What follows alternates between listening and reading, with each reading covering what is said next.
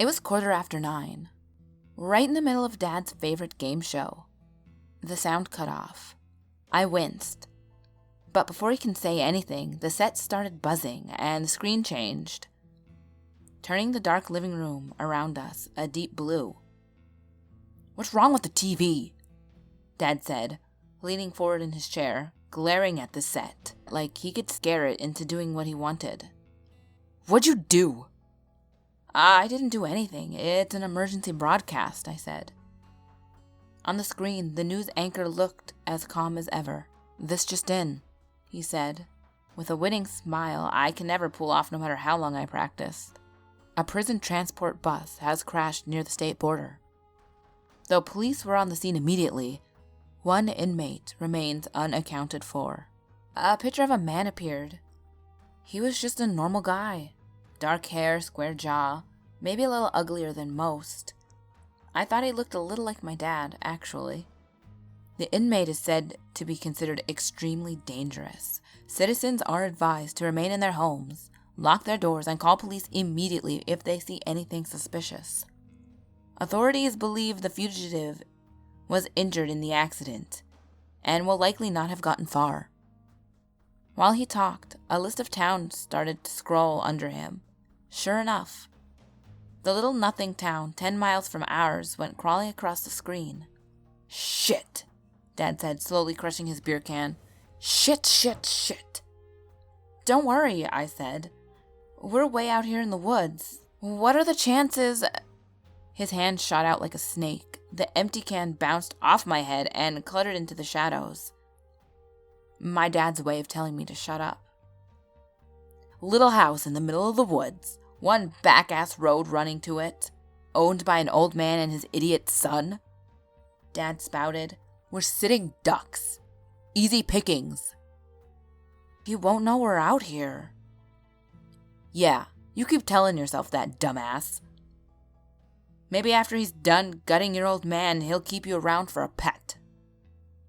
Hands on the armrest, grunting and heaving, Dad tried to stand. I ran over to help him. He smacked at me and cursed, but I got him to his feet. "No way in hell am I just gonna sit around here and let some shithead take my house. Go get my gun." "Dad, are you sure you—" "Don't backtalk me. Get your thumb out of your ass and go get my gun." I ducked a smack and went to Dad's office. Anyway, he called it his office. It was more of a trophy room. Deer heads, fish, and birds mounted on the walls, staring down at me with their black little eyes. In the corner by his desk was a big stuffed grizzly bear, up on its back legs, snarling at the doorway. I've never asked him where he got it. I was always a little afraid to. When I was a kid, he'd call me into his office when I'd done something wrong. He'd be sitting at his desk, that bear looming behind him, both of them glaring at me.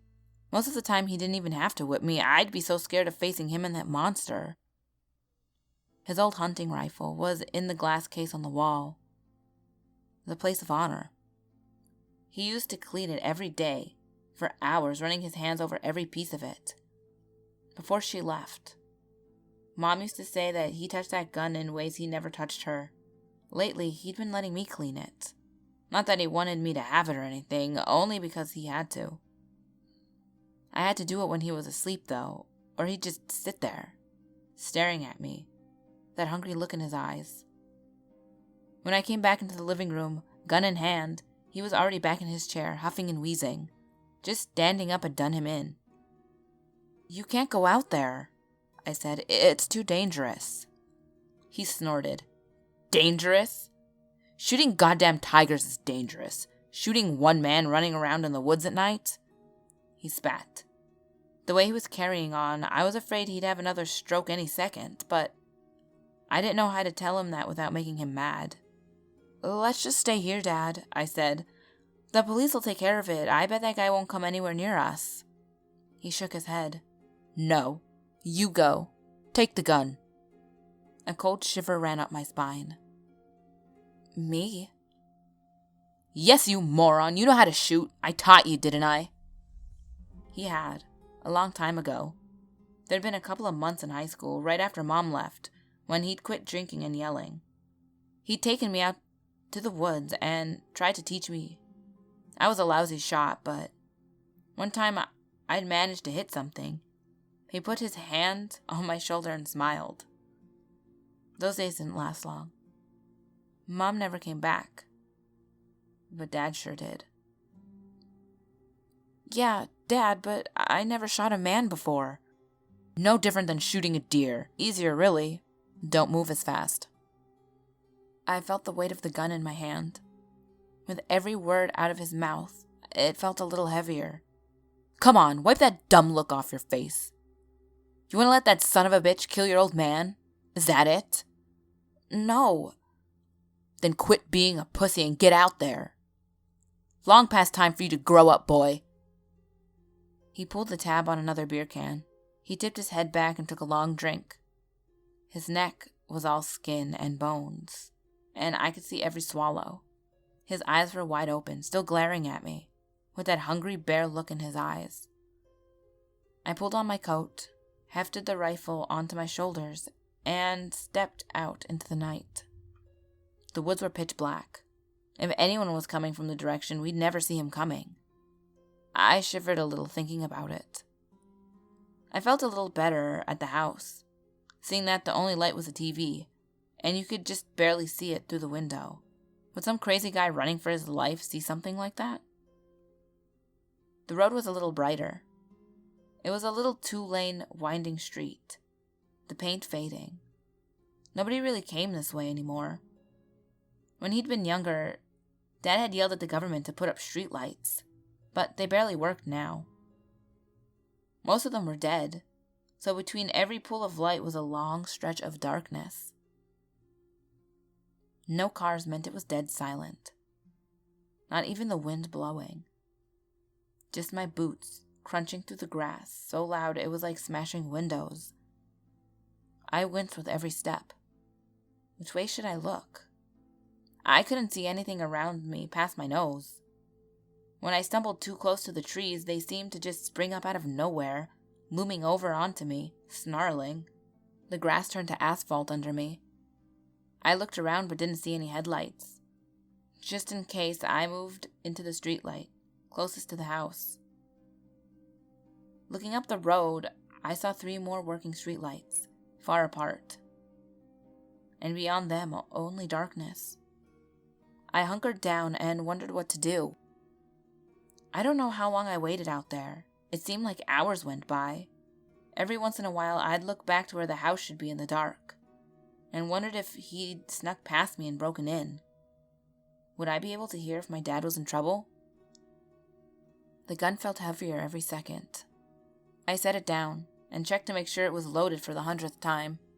Dad always kept it loaded. Even years after, he couldn't go hunting anymore. He used to say it was just in case he ever got sick of that dumb look on my face. I heard something, far away. A scraping sound. I tensed, looking everywhere. Nothing. Then I heard it again. Something being dragged. And again, coming from up the road. But when I looked, I couldn't see anything. A lump rose in my throat. My hands shook, the rifle clattering in them.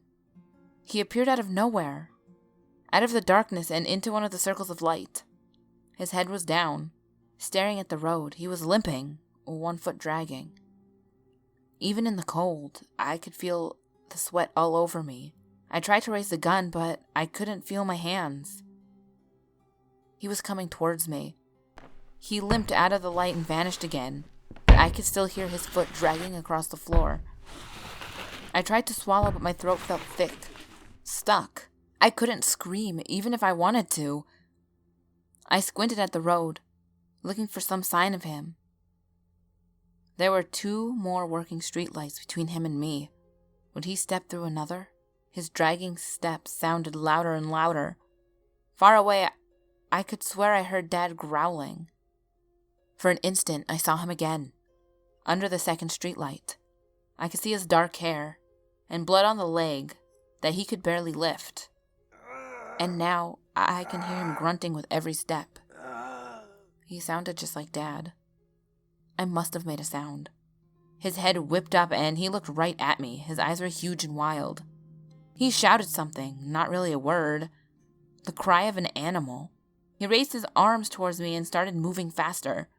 I choked and stumbled back just as I had reached the edge of the light. We both disappeared at the same time. He was grunting louder, wheezing and gasping and making those animal sounds. His dragging leg came closer and closer. There was one more streetlight between us. I raised the gun and tried to aim it at the light, but I couldn't stop shaking. Had he seen the gun? Would he stay out of the light until he could reach me? His dead leg scraping across the road with the loudest sound I ever heard. It filled the whole world, echoing throughout the woods. His wheezes turned into growls. I saw him. He came into the light. He looked just like my dad. My hands grew steady. I fired. He crumpled to the ground. For a long time, I couldn't move. I just stood there, trying to stop shaking, to control my breathing, to make the world stop spinning. He was just lying there. He twisted when he fell, his top going one way and his legs going in the other. One arm was stretched out the way he'd come, and the other covering his face. My mind was blank, echoing with the gunshot. Eventually, out of all that noise, I thought, I did it. I was still shaking, but not with fear. I couldn't stop the smile spreading across my face. I did it. I shot him. He was dead. I thought about Dad, sitting at his desk with that bear behind him, when he'd call me in there. I used to wish that the bear would fall, bringing those stretching claws and snarling teeth down on top of him. I used to stay awake for hours every night imagining. When I could feel my feet again, I walked through the dark of the body, lying there in the middle of the circle of light. I'd gotten him right in the chest, but the wound on his leg looked much worse. I used my foot to nudge his arm from his face. I didn't even hesitate. I looked into his eyes. The funny thing was, now that I was looking at him like this, he really didn't look like my dad at all. I wondered how I could ever think he did. I'd have to call the police.